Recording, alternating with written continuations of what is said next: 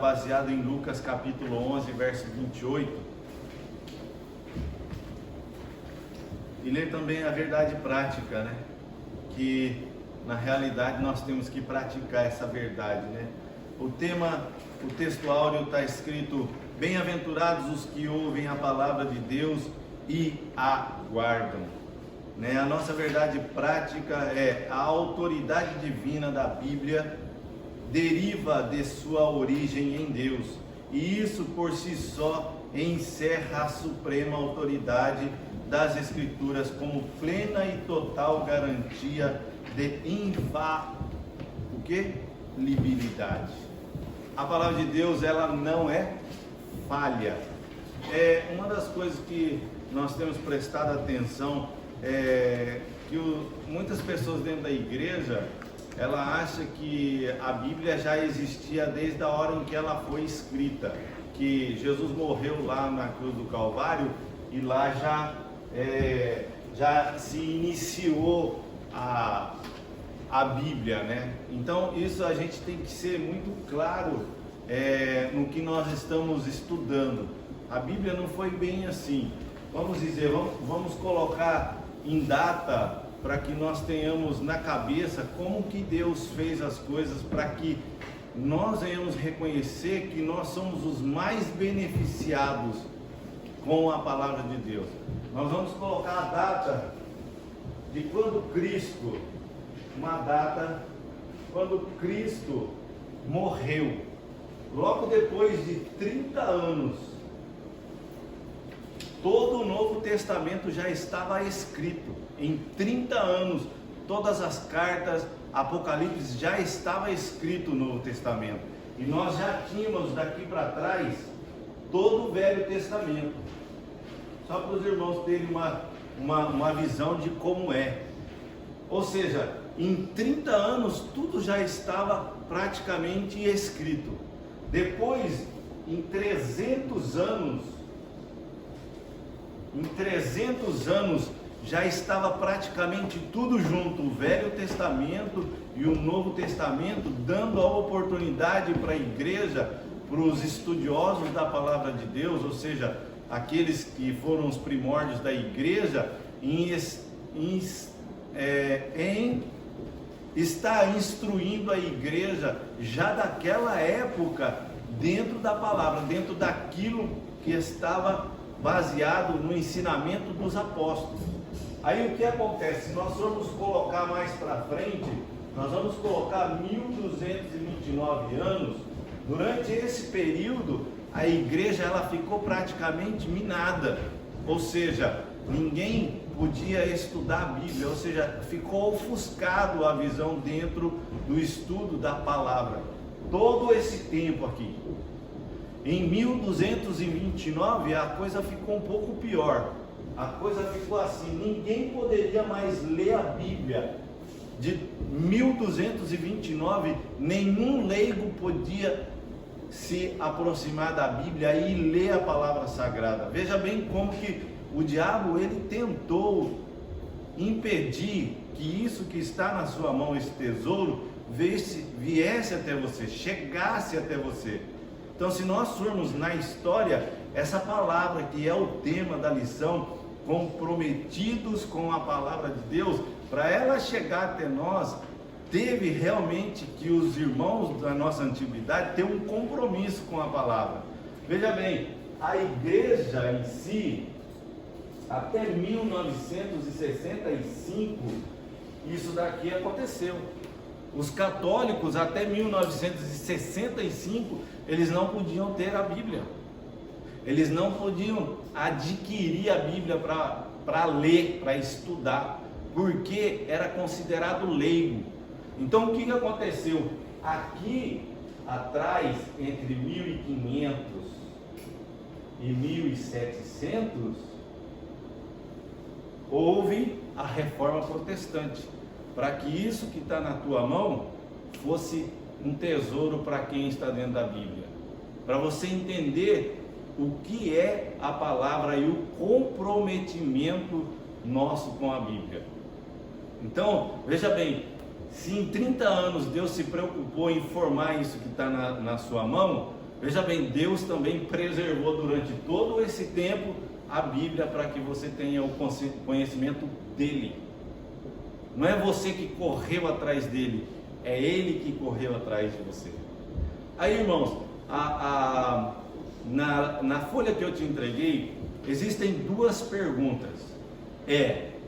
A Bíblia é a palavra?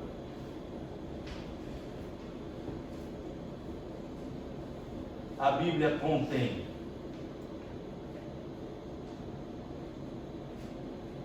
a palavra?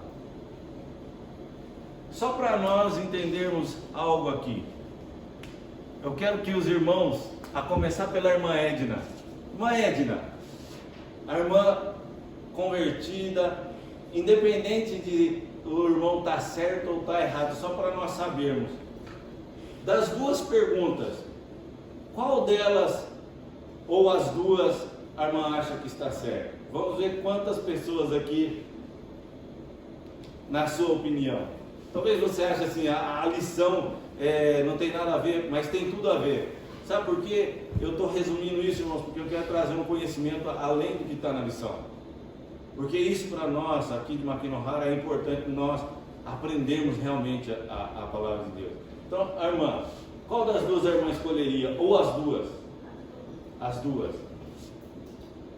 Bom, Ricardo? Eu estou pensando nas duas. As duas? A irmã Sara? Não vou colocar o pastor não. As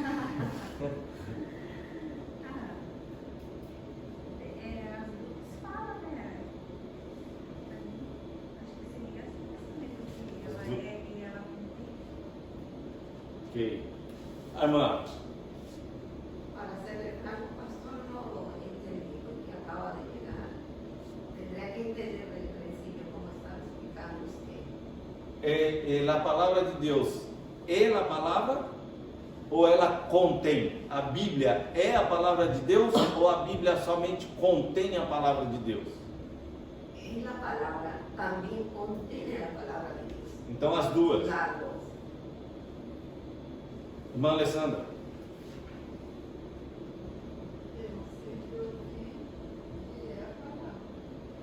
É a palavra. Irmã Silvana? Primeiro. Irmão Jurandir?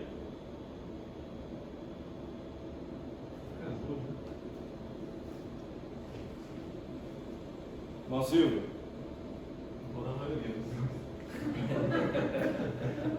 Irmã Marina? Ok. Agora eu faço uma pergunta, irmãos. Se ela é a palavra e ela contém a palavra, por quê? Por que ela é a palavra? Por que ela contém a palavra? Ela fala sobre Cristo do começo ao fim. Cristo é a palavra. Demais, irmão. Ela é um manual, né? Uma bússola para a gente conhecer a Cristo, né? Caminho, palavra, verdade. Exatamente. Irmãos, as duas.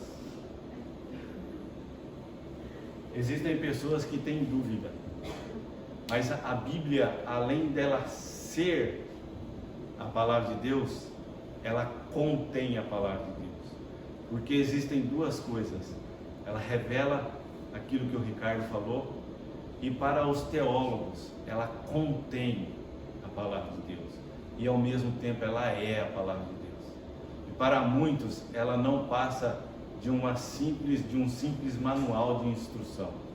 Então nós temos que ser convictos que ela é e que ela contém a palavra de Deus. Você não pode ter dúvida nisso. Senão, se as pessoas perguntarem, uma das duas perguntas, falam tanto disso, mas o que é a Bíblia então? Para os leigos apenas contém. Para os crentes em Cristo, ela é e contém a palavra de Deus. Então, isso te traz um compromisso maior a partir do momento que você tem a certeza da palavra de Deus, amém? Vamos pro primeiro ler a leitura em 2 Timóteo capítulo 2. Irmãos, atrás dessa folha tem todo o capítulo e eu quero ler todo o capítulo com os irmãos, amém? Capítulo 2, 2 Timóteo capítulo 2, a partir do verso 1 até o verso 26. Eu tirei essa cópia, está na mesma linguagem, para que a gente não fique com linguagem diferente, amém? Tu, pois, meu filho, fortifica-te na graça que há em Cristo Jesus, e o que de mim entre muitas testemunhas ouviste, confia-o a homens fiéis, que sejam idôneos, para também ensinarem os outros. Tu, pois, sofre as aflições como bom soldado de Jesus Cristo. Ninguém que milita se embaraça com negócios desta vida, a fim de agradar aquele que o alistou para a guerra. Se alguém também milita, não é coroado se não militar legitimamente. O lavrador que trabalha deve ser o primeiro a gozar dos frutos. Considera que digo, e o Senhor te dê entendimento em tudo. Lembra-te de que Jesus Cristo, que é da descendência de Davi, ressuscitou dentre os mortos, segundo o meu evangelho. Por isso sofro trabalhos e até prisões, como um malfeitor, mas a palavra de Deus não está presa. Portanto, tudo sofro por amor dos escolhidos, para que também eles alcancem a salvação que está em Cristo Jesus, com glória eterna. Palavra fiel é esta, que se morrermos com Ele, também com Ele viveremos. Se sofrermos, também com Ele reinaremos. Se o negarmos, também Ele nos negará. Se formos infiéis, Ele permanece fiel, não pode negar a si mesmo. Traze essas coisas à memória, ordenando-lhes diante do Senhor que não tenham contendas de palavra, que para nada aproveita e são para perversão dos ouvintes. Procura apresentar-te a Deus, aprovado como obreiro que não tem de que se envergonhar, que maneja bem a palavra da verdade, mas evita os falatórios profanos, porque produzirão maior impiedade. E a palavra desses roerá como gangrena, entre os quais são Emineu e Fileto, os quais se desviaram da verdade, dizendo que a ressurreição era já feita, e perverteram a fé de alguns. Todavia, o fundamento de Deus fica firme, tendo esse selo: o Senhor conhece os que são seus, e qualquer que profere o nome de Cristo aparta-se da iniquidade.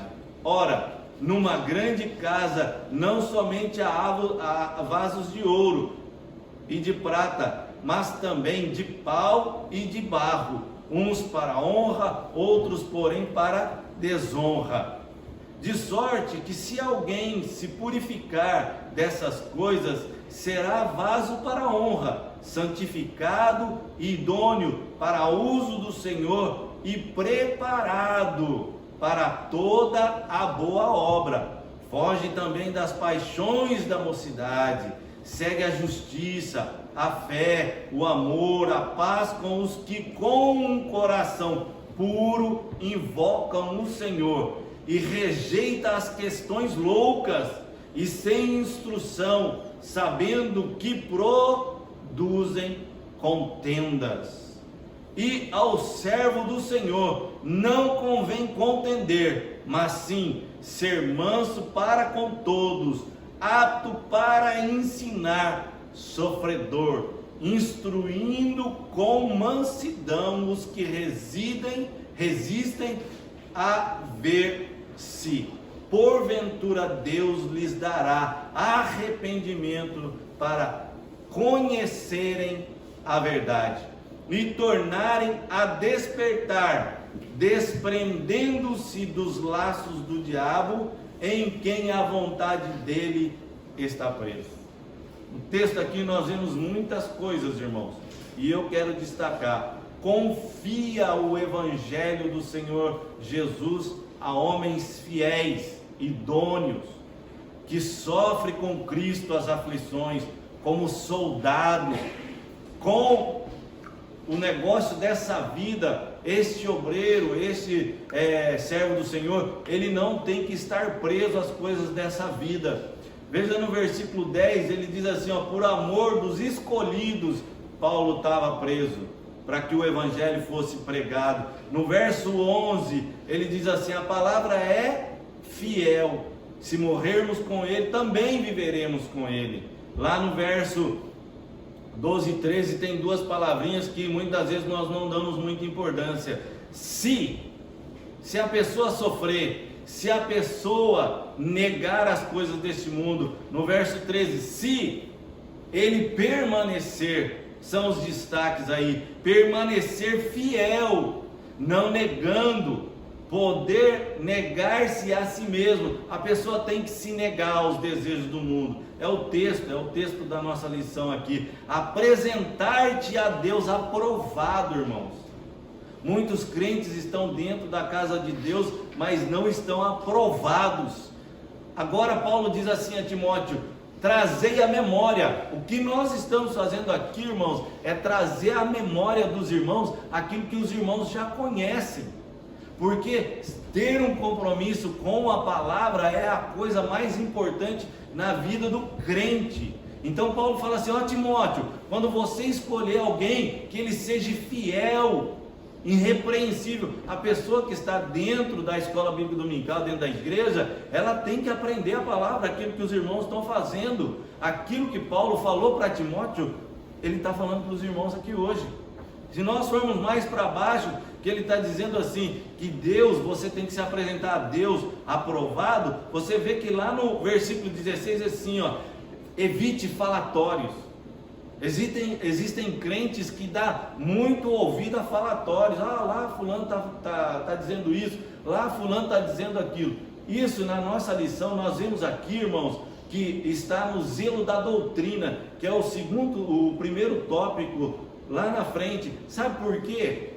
Muitas vezes nós estamos aqui na igreja de Makinohara, e aí uma coisa que aconteceu antes do ano 2000, e depois um pouquinho entrando na era 2000 aqui no Japão, muitos pastores trouxeram vários pregadores de vários lugares, inclusive dos Estados Unidos. Veja bem, um deles, eu vou citar 3 aqui, talvez 3. Um é um pastor muito conhecido da Argentina. Ele vinha com uma unção muito poderosa, realmente na hora da pregação, mas no final ele vinha com uma unção de orar pelas pessoas e as pessoas receberem dente de ouro. Esse culto foi em um grande salão aqui no Japão, irmãos, que foi em Nagoya, no porto de Nagoya. Irmãos, se você olhasse ali dentro, não cabia gente. Não cabia gente porque ouviram e foram pelo balanço do mar. Aonde está essa doutrina, se nós formos perguntar? Na lição está perguntando isso. Nós vamos ler ali bem rapidinho a lição hoje, porque senão a gente não encaixa. Então eu estou trazendo bem resumido. A segunda coisa é Binirrim. Foi feito o mesmo evento no mesmo salão desse pastor argentino. E hoje esse mesmo pastor Binirrim, ele está reconhecendo que tudo que ele pregou até agora a respeito da doutrina da prosperidade, que muitos pastores no Brasil, na realidade, seguem a linha de pensamento de pastores americanos. E é isso que o Brasil, ele foi envolvido a partir do ano de 1965. E muitos não entendem isso. Então, veja bem, a América Latina, ela, se você for estudar um livro que se chama Teologia Sistemática, ali dentro tem 6 tópicos do envolvimento de movimentos da cristandade envolvendo, a partir dos anos 60, toda a América Latina. Vinda da onde? Dos Estados Unidos. E hoje nós temos que prestar muita atenção no que a palavra diz, para onde nós estamos. Hoje, por exemplo, a gente tem o YouTube, né? Ou seja, um grande app, e ali nós vemos que muitos estão pregando. Nós vemos pastores da Bahia, nós vemos pastores de São Paulo, Rio de Janeiro, mas muitas vezes aquela palavra edifica a nossa vida, mas não condiz com o lugar onde nós estamos vivendo. Se ele está falando de missão lá na igreja dele, talvez não venha conduzir, ou seja, coincidir com a necessidade do lugar onde nós estamos, a maneira de trabalhar. Então nós precisamos aprender a detectar isso, porque a Bíblia diz a seguinte coisa, que quando nós ouvimos uma pregação, ela tem que ter começo, meio e fim. E nessa pregação, para nós distinguir se o pregador realmente está sendo usado pela palavra de Deus, nós temos que identificar e aprender a identificar como que se forma uma pregação. E se ela está vindo de dentro da palavra de Deus, ou se a pessoa está se usando a si mesmo todo o seu conhecimento e dando vazão ao que ele quer que a igreja escute. Muitas vezes nós escutamos a vontade da pessoa e não a vontade de Deus. O que a igreja precisa ver é a vontade de Deus. E é o que Paulo está dizendo a Timóteo. As pessoas estão esquecendo. Então, olha, Timóteo, avisa, traz à memória aquilo que eu tenho te ensinado, dessas pessoas, desses obreiros, dos irmãos de dentro da igreja. E se a gente for mais para baixo, no versículo 21, algo que o pastor tem colocado aqui na igreja, por exemplo, dia de domingo, não é que todo mundo é obrigado a vir para a igreja nesses horários, mas mais oportunidades estão sendo abertas na igreja, para que a pessoa que não tem oportunidade no sábado, no domingo, tenha na igreja. Por exemplo, hoje o pastor deu início a um trabalho no domingo de manhã. Tem irmãos que vêm para a igreja e não tem oportunidade. Nesse horário, domingo de manhã, pode ser a sua oportunidade de você vir à frente e pregar a palavra, irmão. Na quarta-feira, que a igreja está aberta desde as 8 da manhã às 10 da noite, ou das 10 da manhã às 10 da noite, que se encerra o trabalho, é onde Deus está dando a oportunidade para você. Então, por que tanto trabalho na igreja? É compromisso com a palavra, irmão. Está entendendo? Então quer dizer, tudo isso está dentro da Escritura. Então nós estamos lendo um texto muito importante para a nossa vida. 2 Pedro, capítulo 1, verso 20, está na sua lição aí, são 2 versículos, 20 e 21, diz assim: sabendo primeiramente isto, que nenhuma profecia das Escrituras ou da Escritura é de particular interpretação. Isso é muito importante para nós, os crentes, identificarmos quando a pessoa, na realidade, quer interpretar um texto da Bíblia da sua maneira. Existe uma regra dentro da própria Bíblia, estabelecida pela própria Bíblia, a maneira de se interpretar, trazer para os nossos dias isso.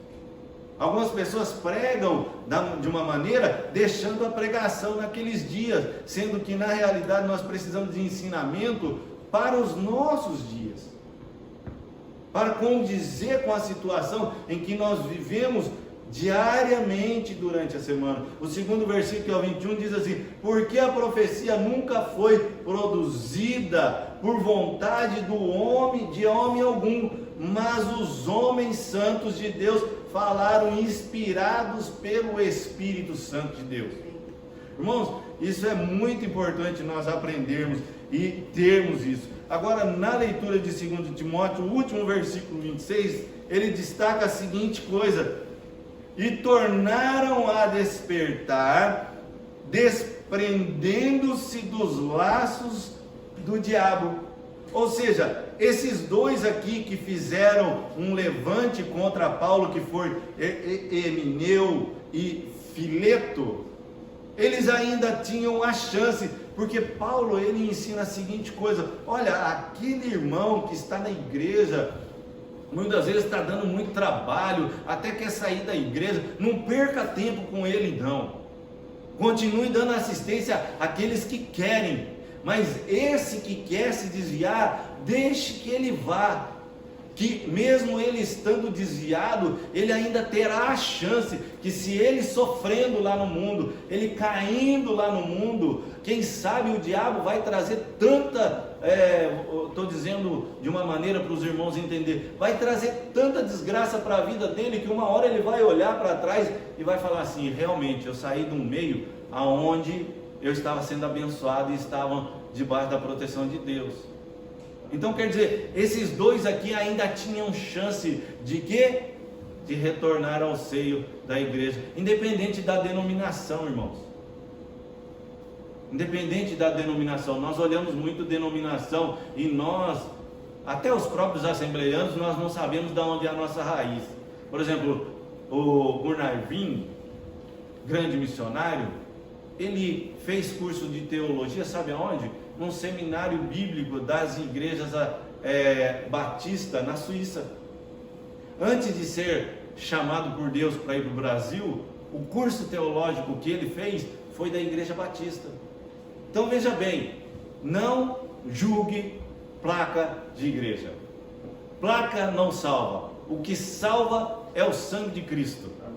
O que ensina é o Espírito Santo. O que conduz é o Espírito Santo. Isso nós temos que ter, amém? Vamos para o tópico então, onde a Bíblia aí eu fiz o resumo, afirma a autoridade da Bíblia. Bem rápido para a gente encaixar para o culto começar às 6h30. Afirma a autoridade da Bíblia. A nossa fonte de autoridade, ou seja, a autoridade da igreja está na palavra de Deus. Seja ela batista, presbiteriana, quadrangular, e muitas vezes nós olhamos as pessoas em direção à Assembleia de Deus. Significa, existem pastores nos Estados Unidos, na Europa, se debatendo, quem está certo e quem está errado. Não, quem está certo é a palavra de Deus. A nossa autoridade, ou a nossa fonte de autoridade é unicamente a Bíblia. Conforme a declaração da Assembleia de Deus, no texto aqui, está se referindo a quem ataca a Assembleia de Deus. Não, a nossa fonte única é a Bíblia, que declara o quê? A fé das Assembleias de Deus, ou seja, a declaração. Por quê? Irmãos, os testemunhos de Jeová, além da Bíblia, ainda tem a Sentinela, tem outros livros, outras revistas, outros estudos, além da Bíblia, para querer firmar sua autoridade. Os Mormons, além da Bíblia, eles têm o que? O livro dos Mormons, 1, o 2, o 3 e várias outras.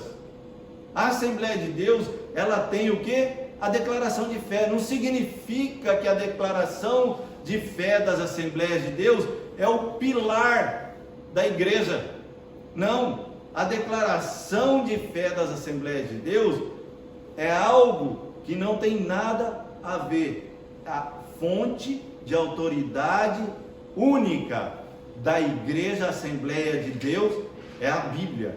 Está ali dentro. Ali é um manual para o obreiro ler, ver qual que é o pensamento que a Assembleia de Deus rege, para não entrar ensinamentos errôneos dentro da igreja. A Bíblia é a nossa única regra de fé e prática. Prática, a nossa prática é quando nós olhamos para a Bíblia e começamos a edificar a nossa fé e praticar ela. Não necessitamos de nenhuma nova revelação extraordinária ou pretensamente canônica. Ou seja, nós não precisamos nada além da Bíblia para edificar a nossa fé. Isso está dentro da nossa Bíblia aqui, logo ali embaixo, na primeira folha, está escrito comentário, introdução e autoridade da Bíblia, onde tem 1 Coríntios capítulo 15, está na lição, verso 8, está essa declaração. Aí logo após vem 2 Pedro, certo? Capítulo 1, verso 19 e 21.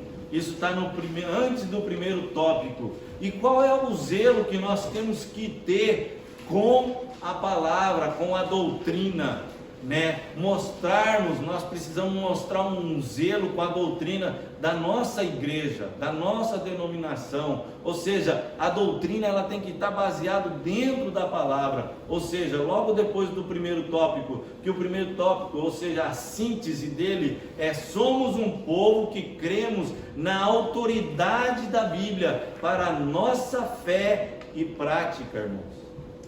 Como é que você vai praticar alguma coisa sendo que você não tem fé? A fé move montanhas, ok? A Bíblia diz isso, não diz? Diz ou não? Diz. Então, para você sustentar a sua fé, você precisa da palavra. Mas não adianta você virar um balão, ter a fé para mover as montanhas e não ir lá arrancar a montanha do lugar. Tem crente que ele tem fé para vir na igreja, mas não tem fé para orar, não tem fé para ler a Bíblia. E as coisas que nós precisamos é mudar isso, é lutar para que isso mude em nós. Não é para que você aprenda e mude a vida do irmão. Você vai virar um crente inchado. Então, a doutrina da palavra não é para você ter autoridade da palavra sobre o irmão, é para ter a autoridade da palavra sobre a sua vida, sobre o seu comportamento, sobre a ética moral dentro da sua vida. É o que muitos estão perdendo. Então, aqui, zelo pela doutrina, irmãos, é a doutrina da palavra. Vê o que está escrito aí, eu escrevi: o zelo pela doutrina tem ligações com a apologética cristã. Desde muito cedo na história, a igreja percebeu que a Bíblia precisa ser interpretada para que os crentes conheçam melhor o pensamento bíblico e a doutrina da igreja. Os credos e as confissões de fé são documentos produzidos pela igreja com esse propósito. Então, irmãos, nós não podemos confundir coisas. Nós estamos aqui para louvar Deus, nós estamos aqui para aprender, mas cuidado, aquilo que a palavra não disser, é bom você não ensinar. E isso, os primórdios da igreja já ensinavam isso. E nós vamos, até eu terminar aqui, eu vou ler algumas coisinhas para os irmãos que diz isso. Lá na Enerrônia Bíblica, quando nós estudamos e fazemos curso teológico, os professores, eles indicam algumas coisas que a Bíblia não pode ter, e até os primórdios da igreja você vai ler, eu vou ler aqui para você, e você vai ver como que eles falavam o que a Bíblia estava no coração deles. Agora, o segundo tópico, a segunda síntese do segundo, ou seja, muda a sua folha e você vai ver. A nossa confissão de fé não é de autoria particular, pois expressa o pensamento e a vida da igreja. Esse documento é submetido às Escrituras e está com o quê? Em conformidade com elas. Tem que estar. O livro, por exemplo, dos Mormons, eu não sei quantos aqui já leram. A doutrina dos Mormons diz que o fundador dos Mormons teve uma visão. Só que se você for ver, ele pegou tantas coisas de dentro da Bíblia e colocou dentro do seu querer. Os testemunhas de Jeová, a mesma coisa. Os adventistas, é um segmento assim, judaico, guardando o sábado. Só que não foi instituído por eles dessa época, foi instituído por eles no passado. Só que isso não interfere no crer na palavra de Deus. Vamos dizer, a Universal do Reino de Deus é um segmento judaico. Só que veja bem, lá existem muitas coisas com conformidade com a Bíblia. Mas, irmãos, nós temos que tomar muito cuidado. Essas coisas podem colocar a nossa salvação com um ponto de interrogação. E nós podemos citar muitas outras coisas aqui, que na realidade são ventos de doutrina. Passageiro, dentro da igreja lá, desse último placa que eu falei, eles sempre estão colocando coisas novas. Por quê? A Bíblia, ela não precisa de coisas novas. Uma visão do pastor local não significa que vai interferir no que a Bíblia está ensinando. É para aquele momento. A igreja está precisando, como agora a campanha da família, a igreja está precisando disso. Ele não está tirando de um outro lugar, mas fulano está fazendo, ciclano está fazendo. Não, isso é movimento. Mas só porque o fulano está fazendo. Não seria bom para a nossa igreja que isso acontecesse, já que tem problemas dentro da igreja? Então, muitas vezes, isso é o que Paulo está combatendo ali onde nós lemos. Evite falatórios. Se não é um falatório, uma conversa boa, cuidado. Pode te colocar a fé em o quê? Em dúvida. Dúvida e fé não pode andar junto. Então vamos lá. O que está escrito aqui? Cuidado quanto aos modismos. Hoje, um pastor veste assim, eu também vou vestir. As irmãs lá do outro lugar lá vestem assim, eu também vou vestir. Não, irmãos, nós não estamos falando de doutrina de vestimenta. Quem tem que se cuidar com vestimenta é o próprio crente. É ele que tem que se cuidar. A igreja hoje, nos nossos dias, a Assembleia de Deus de 1970, ela tinha um regimento. E isso conservou doutrinas. Porque eu fiz parte disso. Então, eu vi muitas coisas dentro da Assembleia de Deus que hoje, se ela não mudasse, o que aconteceria? Muita coisa estava em dúvida pela nova geração. Por exemplo, a igreja conservadora, ela lá no Brasil, eu estou falando de Brasil, a igreja ela conservadora lá no Brasil, o que acontece? Se nós formos ver, nós temos o pentecostal, qual que é o movimento aí? Pentecostal, o que? Os irmãos sabem? O movimento pentecostal nosso, qual que é?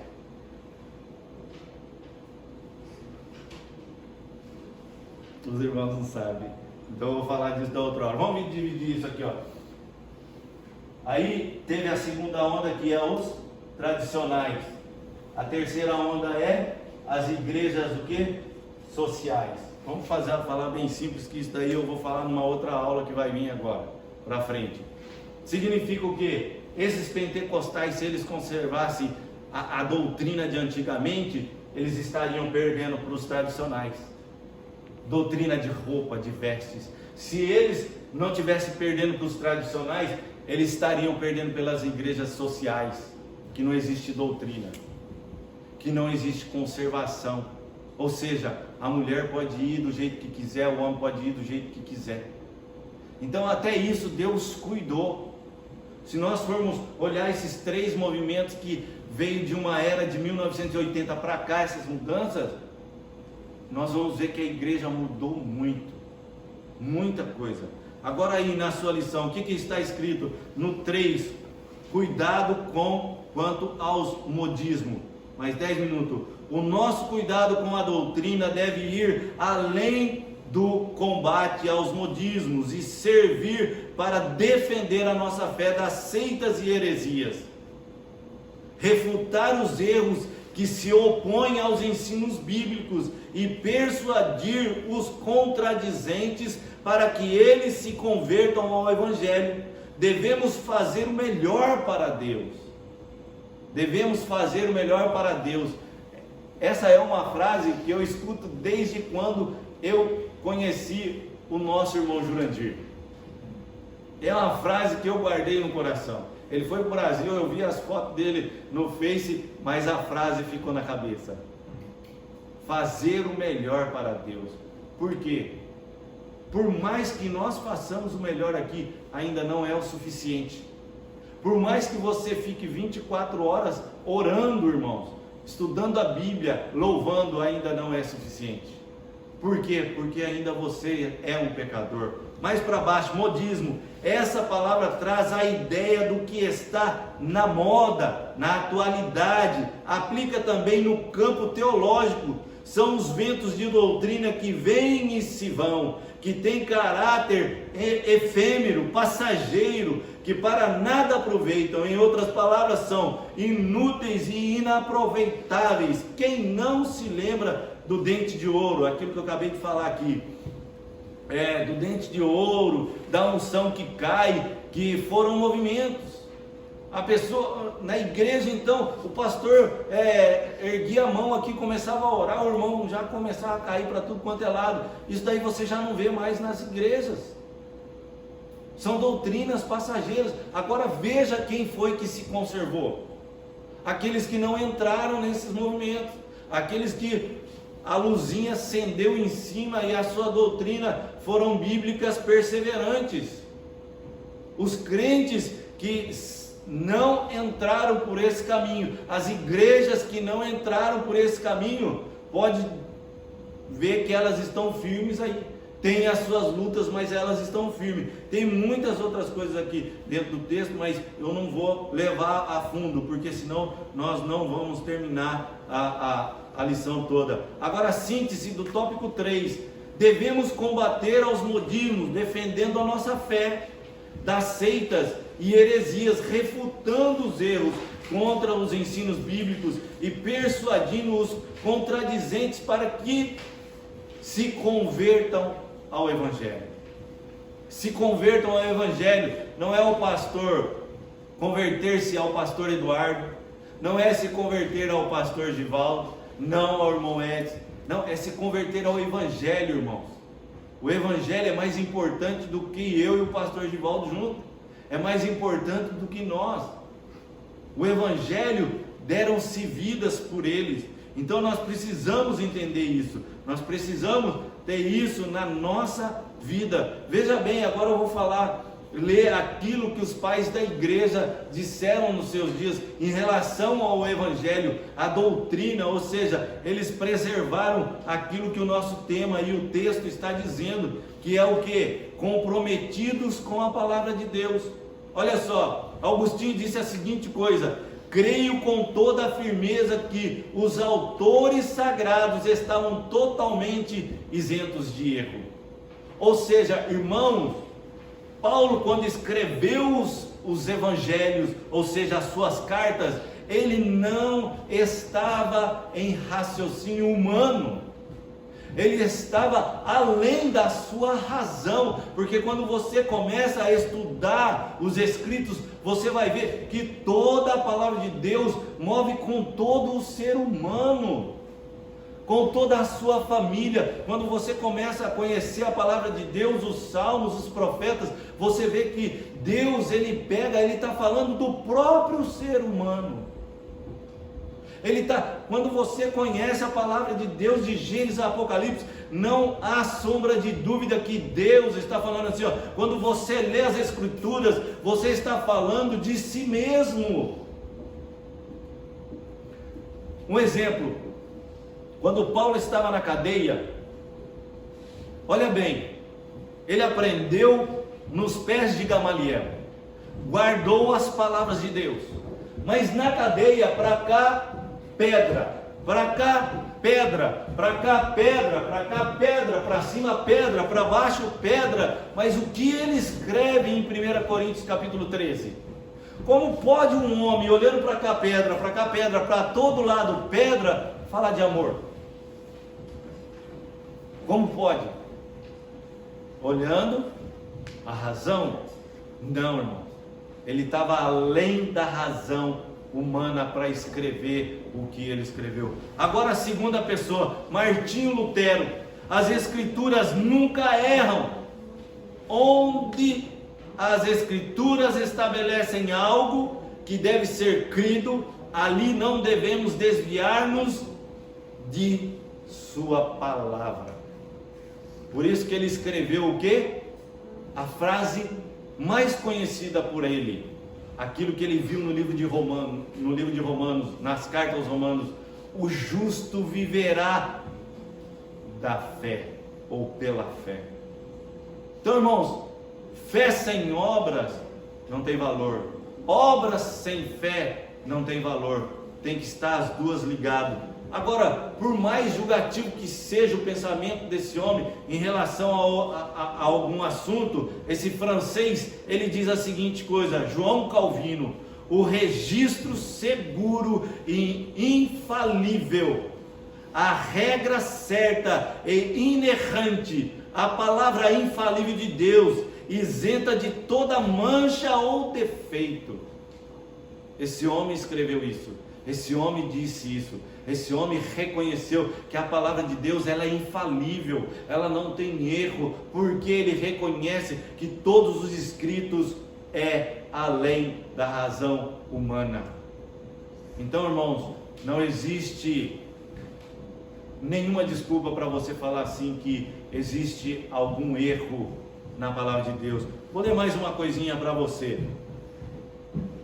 Em 1974, a Declaração de Chicago, ela reconhece em seu concílio internacional, ou seja, a inerrância da Bíblia, ou seja, não existe erros.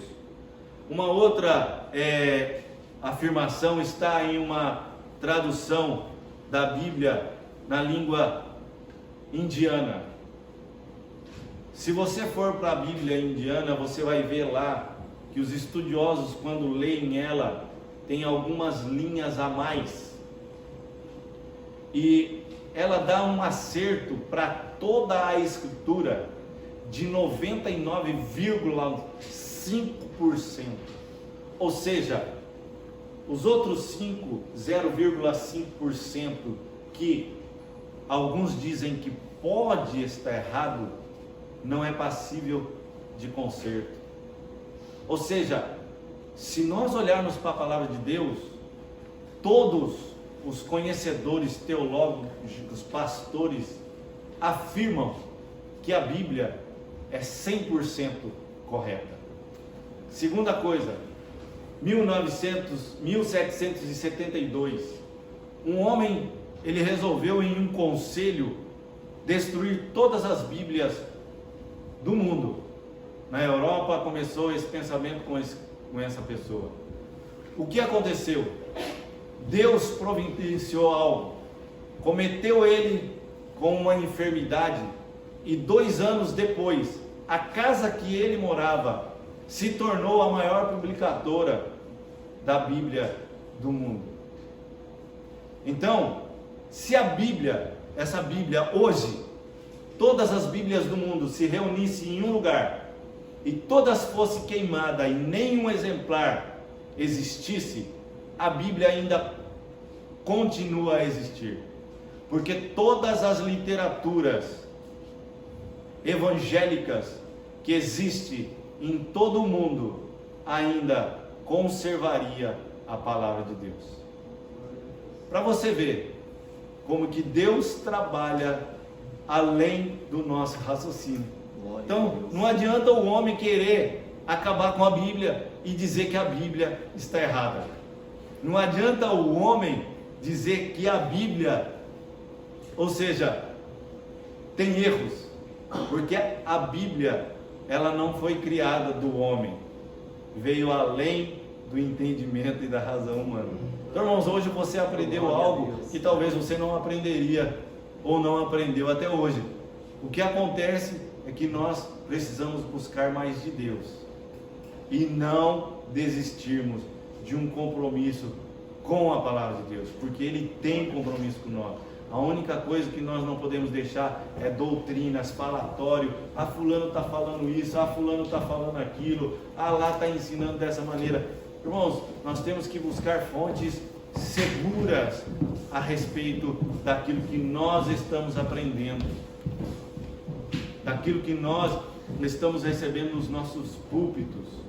Aqui, graças a Deus, por mais simples que a palavra esteja sendo pregada, sem, vamos dizer, eu até ouvi uma vez o pastor Eduardo dizendo: quero liberdade, tenho liberdade para falar isso, porque ele falou de púlpito, que a palavra dele é simples, e a palavra, ela é simples para ser pregada, ela não precisa ser cheia de eventos e isso, aquilo, outro, não, irmãos. Apenas precisamos ter compromisso com a palavra e aprender mais com ela, e nós continuarmos firmes com a palavra de Deus.